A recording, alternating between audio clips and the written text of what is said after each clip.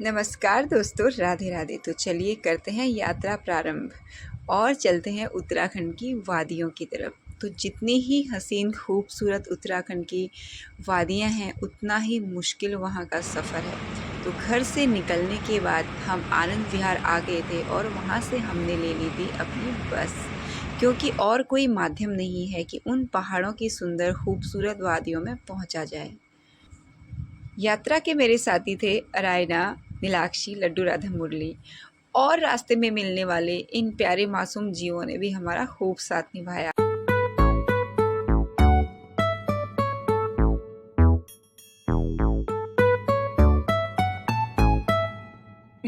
मजा आया? कितना मजा आया? कितना मजा आया? कैसा होगा? इतना ओवर ईटिंग क्यों किया? थोड़ा मेरे लिए बचा देती। क्यों आए तूने? तो बच दे दिया। शिट, अल्ले ऊँची है कठिन की। इससे चावल। दोस्तों, रात्रि का समय था, इसीलिए सटीकता के साथ तो हम ये नहीं कह सकते कि ये कौन सी जगह थी, पर मेरा अनुमान है कि गढ़गंगा के आसपास हमारी बस रात्रि के भोजन के लिए रुकी थी। यहाँ पे हम लोगों ने अच्छे से खाना खाया, जो कि हम घर से ही पनीर के पराठे बना करके ले गए थे। तो उत्तराखंड की जो यात्रा है उसमें सबसे बड़ी मुश्किल यही है कि बस का सफ़र है, और बस का सफ़र हसीन नहीं होता, मुश्किल होता है। पर वो कहते हैं ना, सफ़र जितना मुश्किल होता है मंजिल उतनी ही खूबसूरत होती है। तो हमको भी इंतज़ार था सुबह की पहली किरण का, क्योंकि सुबह की पहली किरण के साथ ही हम उत्तराखंड में प्रवेश कर चुके होंगे। दोस्तों, वादे के मुताबिक तो सुबह की पहली किरण रिकॉर्ड करनी थी और आप लोगों को वो नज़ारे दिखाने थे, पर रात भर बस के सफ़र, बस के धक्के खाने के बाद कब आँख लग गई पता ही नहीं चला और हम उत्तराखंड में प्रवेश पा गए। जब आँख खुली तो पता लगा कि बस एक स्थान पे चाय नाश्ते के लिए रुक गई है। तो जब जागो तभी सवेरा, और बाहर निकल के हमने भी इन खूबसूरत दृश्यों को रिकॉर्ड किया आप लोगों के लिए, क्योंकि ये जो यात्रा है बहुत ख़ास है। 1 वर्ष के उपरांत मैं उत्तराखंड, अपने होम टाउन यानी कि मिनी कश्मीर, यानी कि छोटा कश्मीर, यानी कि पिथौरागढ़ की यात्रा पे हूँ, और चाहती हूँ अपने साथ साथ आप लोगों को भी नयन सुख दिया जाए उत्तराखंड की वादियों का, प्राकृतिक दृश्यों का। चंपावत के बाद जो रास्ता आता है वो अत्यधिक ऊंचाई की तरफ बढ़ते जाता है और पहाड़ियों को काटकर बनाई गई सड़कें हैं।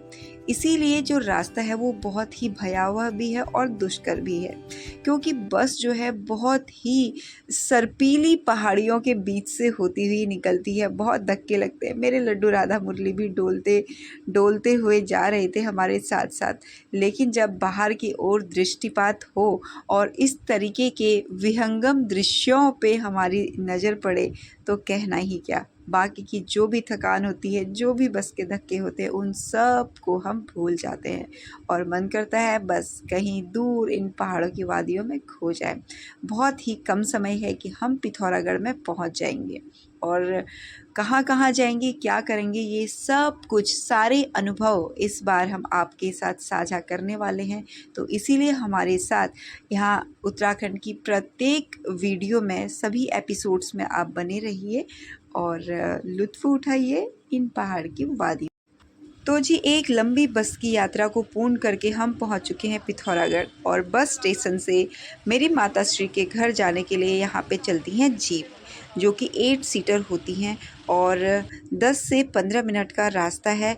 ये जीप जो है हमको पहुँचा देगी मेरी माताश्री के घर, क्योंकि 2 अक्टूबर का दिन था तो बिल्कुल दुकानें सारी बंद थी। 99% तो बंद ही होंगी, बाकी कुछ बहुत किराने वगैरह की दुकानें खुली थी।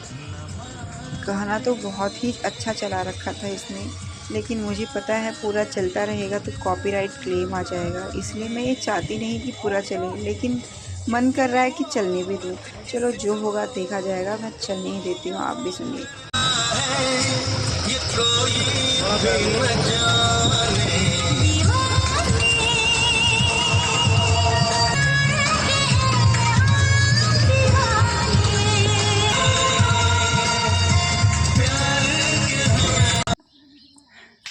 तो दोस्तों, हम पहुँच गए हैं गाँव, घर जा रहे हैं।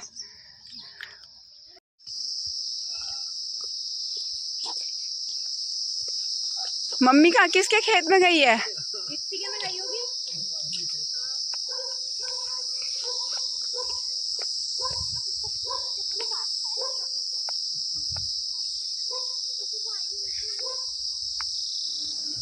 यहाँ पहुँचते ही लग रहा है कुछ बोलने की भी ज़रूरत नहीं है, क्योंकि ये जो आवाज़ आपको बैकग्राउंड में आती है, ये झिंगुर की आवाज़ है कि अंदर ही चले जाएंगे। हम इसको कहा करते थे सन्नाटे की आवाज़। तो आप भी सुनिए दो। अब नानी को फ़ोन करना पड़ेगा। रुक जा, मैं करती हूँ। तू ही करेगी जरा बाहर नहीं रखना, वो समझ जाएगी। तो क्या कैसे करेगी फिर? अगले